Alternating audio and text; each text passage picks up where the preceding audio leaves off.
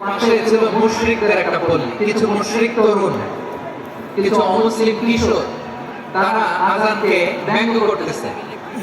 আমাদের বাংলায় মুখ ভেঙানো বলে আর কি। বেলাল রাদিয়াল্লাহু তাআলা আনহু আজান দিচ্ছেন, বাচ্চাগুলো মুশরিক, তো ওরা আজানকে ব্যঙ্গ করতেছে, বিকৃতি করে ওরাও আজান দিচ্ছে। উদ্দেশ্য হচ্ছে আজানকে নিয়ে ঠাট্টা করা। উদ্দেশ্য কি? ঠাট্টা করা। ব্যাপারটা মনে কষ্ট পাওয়ার মতো ব্যাপার না? কিন্তু বিশ্বনবী ওইখানে দেখেন কি খুঁজলেন। বিশ্বনবী খেয়াল করলেন অমুসলিম কিশোরদের মধ্য থেকে একটা কিশোরের গলাটা বড় দরাজ গলা, কণ্ঠটা বড় সুন্দর। খেয়াল করে দেখলেন যে কিছু কিশোর বেলালের আজানকে ব্যঙ্গ করে, বিকৃতি করে, কিন্তু একজনের কণ্ঠ দেখতে পাচ্ছেন না এত দূরে, কিন্তু কণ্ঠটা বড় সুন্দর, দরাজ গলা। বিশ্বনবী সাহাবীদেরকে বললেন, ধরো এগুলারে, ধরো। সবগুলারে ধরে বিশ্বনবীর সামনে আনা হলো। ওরা হাঁটু গেড়ে বসলো। বিশ্বনবী বললেন, তোমাদের মধ্যে কে যেন ব্যঙ্গ করে আজান দিচ্ছিল, তার গলাটা বড় উঁচু, গলার বেসটা বড় মজবুত, মেলোডিয়াস, সুমধুর কণ্ঠ। কে? আবু মাহজুরা বলে, আমার বন্ধুরা সবাই আমার দিকে আঙ্গুল দেখায়, আমি পড়ে গেছি বিপদে। রাসূল সাল্লাল্লাহু আলাইহি ওয়াসাল্লাম বাকি অমুসলিম তরুণদেরকে ছেড়ে দিলেন, বললেন তোমরা যাও। এবার আবু মাহজুরারে পাইছে। আবু মাহজুরার চুলের মধ্যে হাত দিলেন বিশ্বনবী, মাথায় হাত দিয়ে বললেন, এবার আজান দাও দেখি। আবু মাহজুরা বলে, আমি তো আজান দিতে জানি না, কারণ আমি তো বেলালেরটা শুনে দিছি, আমার তো মুখস্থ নাই, আমি তো আজান দিতে জানি না। বিষ্ণু বললেন, জানো না? তাহলে আসো, আমি তোমারে শিখাই দিই। সুবহানাল্লাহ, সুবহানাল্লাহ।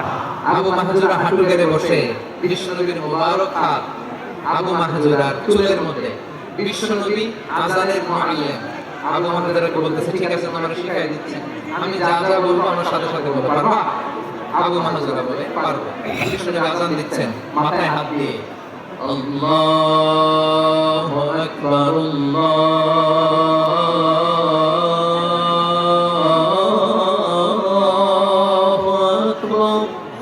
আল্লাহু আকবার। আবু মাহজুরা এই বাক্যটা পড়লেন। বিশ্বনবী দ্বিতীয় বাক্য পড়তে আরম্ভ করলেন, আল্লাহু আকবার,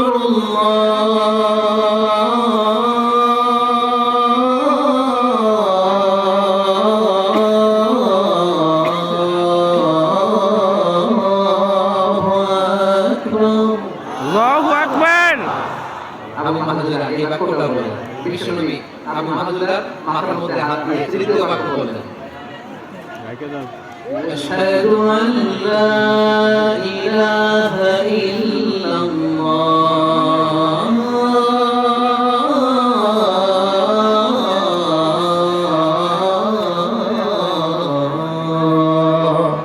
আল্লাহু আকবার। আবু মাহজুরা তৃতীয় বাক্য বললেন। বিশ্বনবী একটা বাক্য পরে আবু মাহজুরা পরে, বিশ্বনবী পরে আবু মাহজুরা পরে। আবু মাহজুরা কিন্তু অমুসলিম, মুশরিক। আবু মাহজুরা বলে, এক একটা বাক্য পড়ি আমার কলিজাটা গলে ঠান্ডা হয়ে যায়। এতদিন মুহাম্মদকে গালি দিতাম, এখন মুহাম্মদ আমার মাথায় যখন হাত রাখছে আমার সারা শরীর ঠান্ডা হয়ে গেছে। সুবহানাল্লাহ। বিশ্বনবী আযান শেখাচ্ছেন, একটা একটা বাক্য পড়ে আবু মাহজুরাও পড়ে, বিশ্বনবী পড়ে আবু মাহজুরাও পড়ে। পুরো বাক্যগুলো যখন শেষ, আযান শেষ, আবু মাহজুরাও যখন পুরো আযান বললেন, আবু মাহজুরা বললেন, এতদিন মুহাম্মদের চেহারা দেখলে আমার ঘৃণা লাগতো, আজ থেকে মুহাম্মদের চেহারার চেয়ে প্রিয় চেহারা আমার কাছে নাই। আবু মাহজুরা বললেন, ও মুহাম্মদ, আযানের বাক্য তো আপনি আমারে শেখালেন, এখানেই শেষ করবেন না, আপনি আমারে পড়ায় দেন, লা ইলাহা ইল্লাল্লাহ মুহাম্মাদুর রাসূলুল্লাহ সাল্লাল্লাহু আলাইহি ওয়াসাল্লাম। বিশ্বনবীর সাথে দাঁড়িয়ে তিনি শাহাদা পড়ে মুসলমান হয়ে গেছেন। সুবহানাল্লাহ। এবার আবু মাহজুরা বলে, ইয়া রাসূলুল্লাহ, ইয়া হাবিবাল্লাহ, আমি মুমিন হয়েছি, মুসলমান হয়েছি, আপনার কাছ থেকে আযান শিখার সৌভাগ্য আমি লাভ করেছি নবী। আমার কণ্ঠের বড় তারিফ করেছেন আপনি, আমার আযানকে আপনি পছন্দ করেছেন। একটা জিনিস আপনার কাছে চাই, আপনি আমাকে মক্কার মসজিদুল হারামের মুয়াজ্জিন হিসেবে অ্যাপয়েন্ট করে দেন। বিষ্ণু সাল্লাল্লাহু বললেন, যাও আবু মাহজুরা, আমি তোমাকে পৃথিবীর শ্রেষ্ঠতম মসজিদ মক্কার মসজিদুল হারামের মুয়াজ্জিন হিসেবে অ্যাপয়েন্ট করে দেন। সুবহানাল্লাহ। দেখছেন কিভাবে ট্যালেন্ট হান্টিং করতে হয়, কিভাবে হিউম্যান রিসোর্স মানব সম্পদকে ব্যবহার করতে হয়। আসছিল আযানকে ভেঙাইতে, আসছিল কেন? আযানকে ব্যঙ্গ করার জন্য। বিকৃত করার জন্য, আজানকে বিকৃত করতে যে ইসলামের সবচেয়ে শ্রেষ্ঠ মসজিদের মুয়াজ্জিন হয়ে গেল। পড়েন সুবহানাল্লাহ। সুবহানাল্লাহ।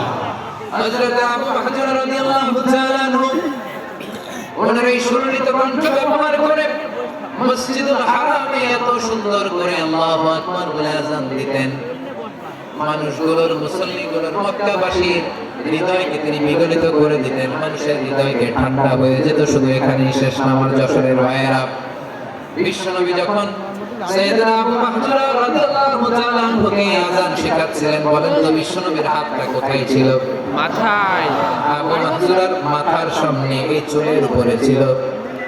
আবু মাহজুরা ওই স্মৃতিটাকে ধারণ করবার জন্য, ওই স্মৃতিকে বহন করার জন্য বিশ্বনবীর মোবারক হাত আবু মাহজুরার কপালের চুলের যেই জায়গায় লেগেছে, মৃত্যুর আগের দিন পর্যন্ত আবু মাহজুরা মাথার ওই চুলে কোনোদিন ছুরি আর কামার লাগায় না,